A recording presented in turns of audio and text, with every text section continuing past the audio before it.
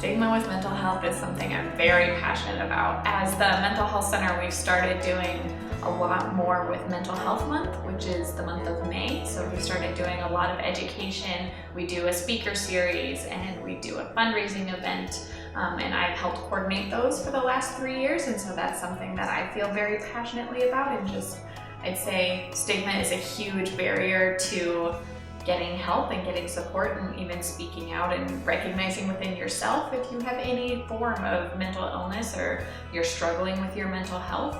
And that can happen on a huge scope of what that's impacting you with. So I think everybody in their lifetime will experience some form of concerns with their own mental health, whether it's just life struggles or coping with the loss of a loved one.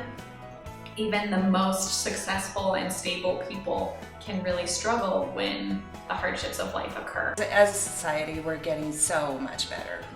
We really are, and we have a long way to go.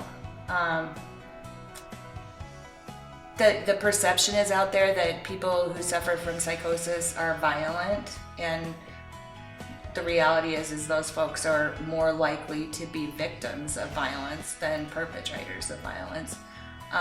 There's a lot of misperceptions out there. I'm a certified mental health first aid instructor, and I try to do at least 2 trainings with Amber from Bozeman a year. This year we're going to do 1 in Bozeman and 1 in Helena.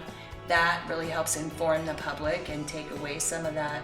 That's the whole purpose of that curriculum, is to take away that stigma, debunk the myths, and then also help people, general public, understand what they can do to help if they come upon a family member or someone else who's in a mental health crisis. It's hard because I think the media's perception of mental illness is a lot different than what it looks like in real life, and I think people think it's a lot less common than it really is. So I feel the stigma associated with mental health, to me, I like to address it as any other kind of chronic problem. I mean, hypertension, diabetes, anything like that. This is something that we just need to take a look at.